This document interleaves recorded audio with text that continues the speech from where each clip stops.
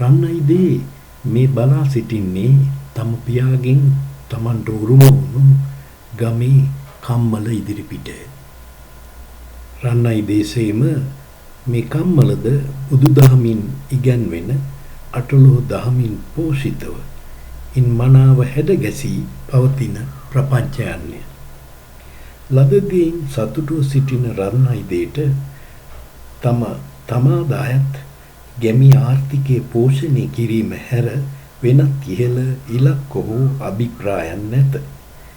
එහෙත් ඔහුගේ ජීවිතය සන්තුෂ්ටිය නැමැති පරම ධනයෙන් ඇති පමණ පිරී ඉතිරී ගොස් ඇති බව නම් ඉතාම පැහැදිලිය.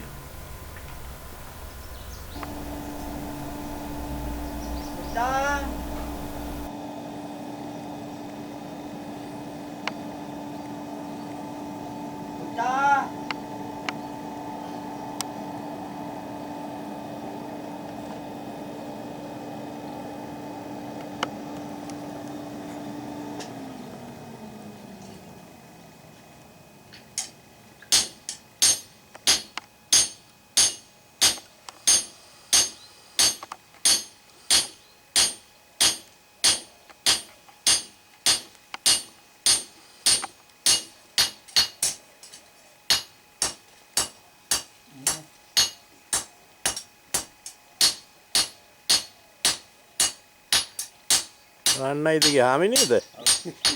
ඕ අයිබෝන් මට මේ අපි මෑත කාලේ ආවෙත් නැහනේ ඒ කාලේ.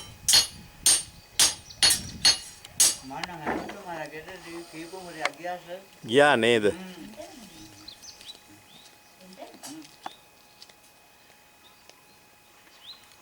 මේ රන්නයිදගේ හාමිනේ ඉතින් ගොවිතැන් කටයුතු කරන්නේ.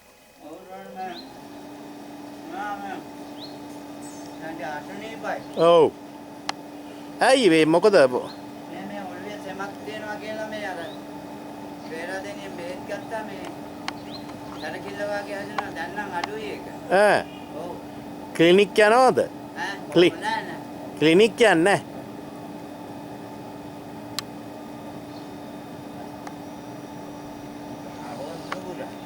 නැහැ. මේ මුණුපුරාද?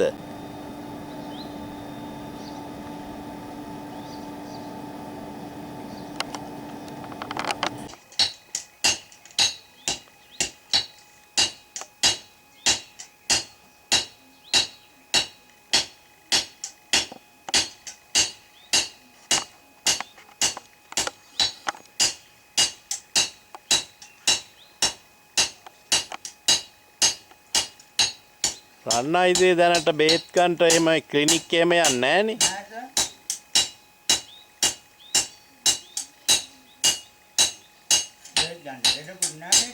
ඒක හොඳයි. බුදු සරණයිනේ. මේ මාළු වල මොනවද තියෙන්නේ? පොල්කට් අඟුරු.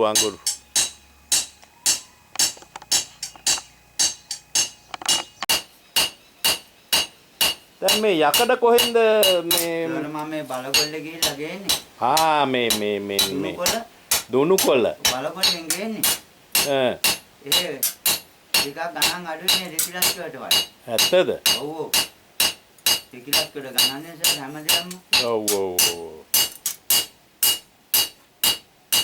දුණුකොළ මම පහුගිය දවස් වල ගෙනාවා ගිහිල්ලා.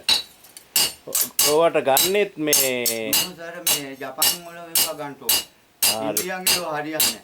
එතකොට වාහනේ බාලා. ලොරි වල ඒවද කාර් වල ඒවද? වෑන් වල ඒවා.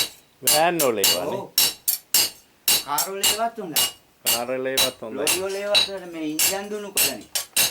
ඇත්තද? ඔව්.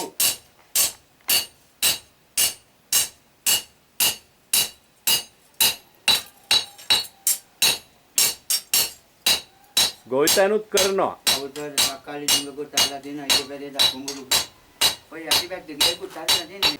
එල දාන්න ඕනේ. එල දාන්න ඕන කිව්වා කම්බි දලක් දාලා. ඔව්. ඒක වතුර වැටෙන්න ඇලට. කම්බි දලකින් 16 කම්බි දාන්න ඕන කිව්වා. ඇලට ඉඩ තියන්න ඕන නේද? ඔක පාරට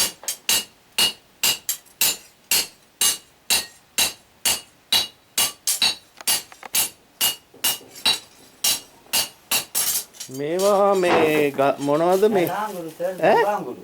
ඈ? දඹ කියන ගහේ අඟුරු. අඟුරු. ඉතින් කොහොමද දඹ ගස් කොටලා අර උලඟට එම වැඩිච්ච ගස් තියෙනවා. දඹ ගස් ඔව් ග්‍රාම සේවක නිලධාරිතුන්ගෙන් කිව්වම කපා ගන්න. කපා ගන්නට කියනවා. ඔව්. පොල් කටවම තියෙන ගමන් වැඩි සර් ඒක වැඩ කරන්න අපිට අමාරුයි. මේවා දඹ ගහේ අඹුරු. දඹන්. මේ දඹ මේක වැටිච්ච ගස් ඔය කැලෑවේ තියෙනවා මේ අර බලලා ඒවා කොට ගෙනල්ලා පුච්චනවා. ඒදින්ම පුච්චාගෙන මෙනවා. ඒකල්ලා එකකින් අඟුරු ගන්නවා. ඔව් අඟුරු ගන්න. රාමගා.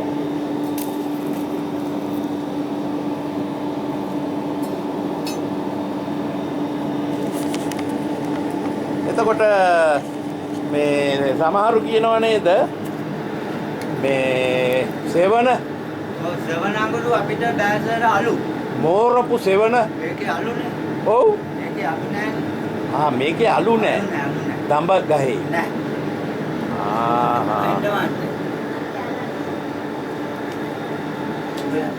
යහට පුතා අප්පා නෑ එයා එනවනේ උදව්වට. එයා දන්නවනේ ඒගොල්ලෝ වැඩකාරයෝනේ. තවත් එක්කෙනෙක් එනවා මේ වලපනේ ඉඳලා මේ දවස්ටි ගියාවේ නේ. ඇත්තද?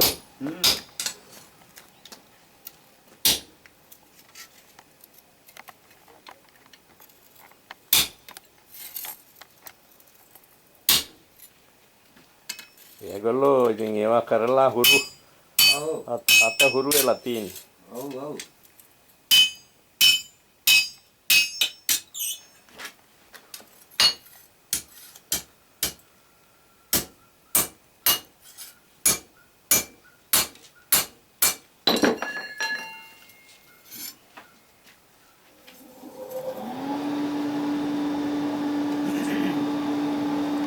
එතකොට දඹ අඟුරු ඇර වෙන මොනවද ගන්න? කල්පණ්ඩායන. දඹ අඟුරු වල සැරක් තියෙනවා අලු නැහැ. අලු නැහැ. කල්පණ්ඩායන වල තලු නැහැ. ඒකේ තලු නැහැ.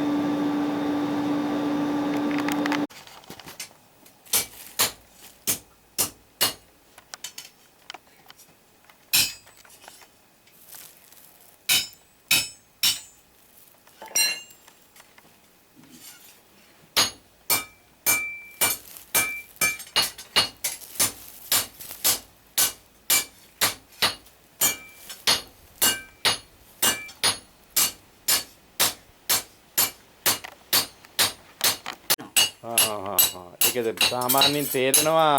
ඔව් මේ නෑ. බාගෙට වගේ පුච්චන්න ඕන. ඔව් පුච්චන්න ඕන. පොල් කටු අඟුරු වලින් වැඩි මේ ගාන වැඩි නේද? පොල් කටු අඟුරු ගාන වැඩි. මම ඒ ගෙනාවා කිලෝ ගස් කරේ. ඈ. රුපියල් 300යි කිලෝ එක. ඇත්තද? ඔව්. සාමාන්‍ය පොඩි වැඩ කරන අයට නම් හොඳයි සර් පොල් කටු අඟුරු. ඔව්. එච්චර යන්නේ අපිට යනවා. ඇත්තද? පීයක් හදන්න ගියාම කිලෝ 3ක් විතර යනවා. අනේ. ඒකයි වැඩේ නේ. ඔව්.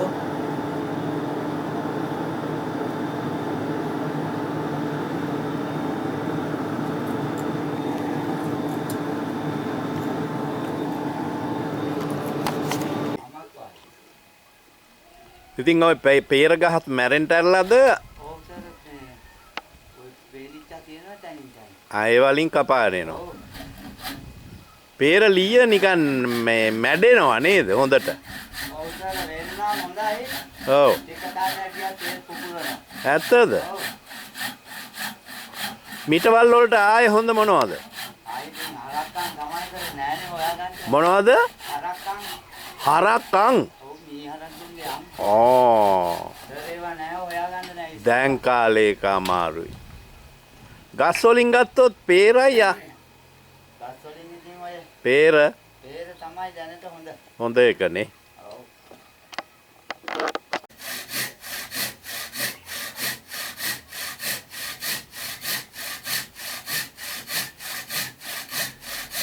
දැන් රන්නයි ඉඳලා මේ දැනට කරන්නේ ගොවි මහත්තුරුන්ගේ එන වැඩ තමයි කරන්නේ.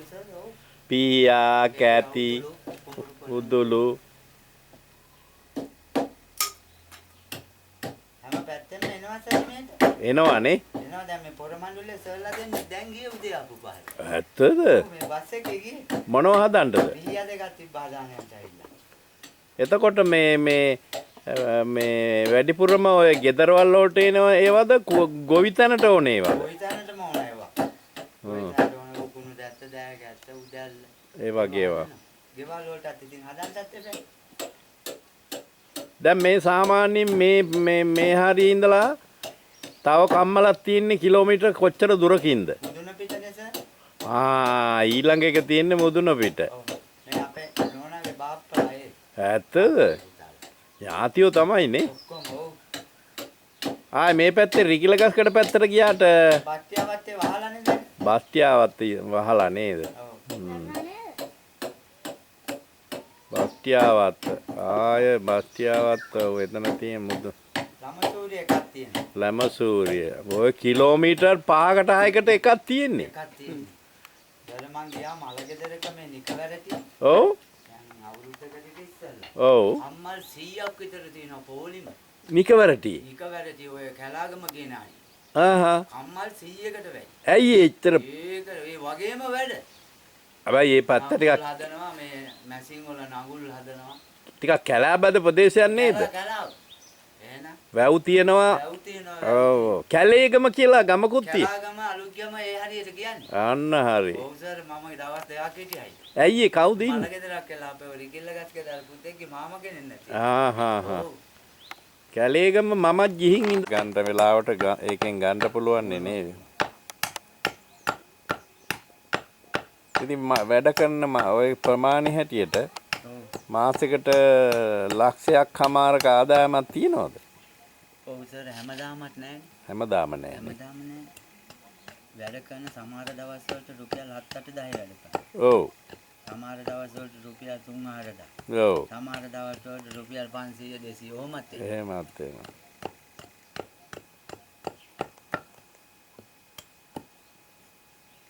හැබැයි හැමදාම මුදලක් හම්බ වෙනවා. ඔව්. හැමදාම හම්බ වෙනවා.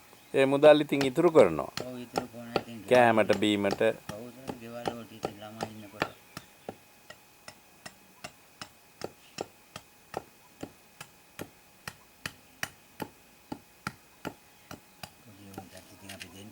ඔව්. මා මෙතෙක් කතා කරමින් සිටි ගැමි ආර්ථිකයට වර්තමානයේ වන විට වනසතුන්ගෙන් උදා වී ඇති නැස්පැත්තිය ගැන මේ අහම්බෙන් මුණ ගැසුණු ගැමියාගේ සාක්ෂිය තරම් වෙනත් කොමන සාක්ෂියක් අවශ්‍යද? ආපු ගම මොනවද? වීදුරු කඩන්න හැස්කුණනේ ජනෙල් වල. කීයට විතරද? 11ම කී දෙනෙක් විතර ආවද? 15ක් විතර. ඔව්. කැඩුවා බලුත් දෙක. අර මේ දානගේ ඇස්සේ දැන් මේවා ලෑස්ති කරලා තියෙනවා. ඔව්. දානිකේ කියන්නේ බොහොමඩුවේ අටවිසි බුද්ධ පූජාව තිබ්බනේ. ඔව්. ඒ අටවිසි බුද්ධ පූජාවට 28ක් අපි තියෙනවා. බුද්ධ පාත්‍රය. බුද්ධ පාත්. ඒවා එලි මහනේ තියන්නේ. ඔව් එලි මහනේ. ඒ වගේ පේමන්ට් එක ආදලා මාබල් වල ඔක්කොම කරලා ඒක උඩ තමයි දැම්පච්චා. ඔව්. මුන් ආපු ගමන් අන්න පැන්නනේ. ඉතින් මිනිස්සු කී දෙනෙක් විතර හිටියද? මිනිස්සු ටික ඔක්කොම අතන හාමුදුරුවෝ බණ කියනවනේ. එතන රොක් වෙලා. එතන ඔක්කොම රොක් වෙලා. ඒ ඩිංගට මූම් පැන්නා. ඔව් අපි තුන් දෙනෙක් හිටියා. ඒක බලා ගන්න කියලා හාමුදුරුවෝ කතා කරනකම් අපි දන්නේ. ඇයි හාමුදුරුවෝ කතා කරේ? බලන්න කිව්වා. බලන්න අන්න කියලා. හාමුදුරුවෝ බණ කිය ඉඳලා ඒක නවත්තලා ස්පීකර් එකෙන් මගුවා. අරේ බලන්න. ඉතින් යනකොට මොකද තත්ත්වේ? බුද්ධ පාත්‍රය අරන් ගිහලා දෙකක්. බුද්ධ පාත්‍ර දෙකක් අර දඟුත් එක්ක අරගෙන ගිහිල්ලා. අනික් ඒවා අනිත් ඒවා ටික එතකොට අපි පැන්නනේ. ඕ. අනිත් තුන් දෙන්න බැරුණා. දෙන්නයි ආවේ දෙන්න යන්න පැන්න. අනිත් තුන් බැම්ම උඩ. තව බලාගෙන ඉන්නවා. ඉතින් මොනවද කරන්නේ?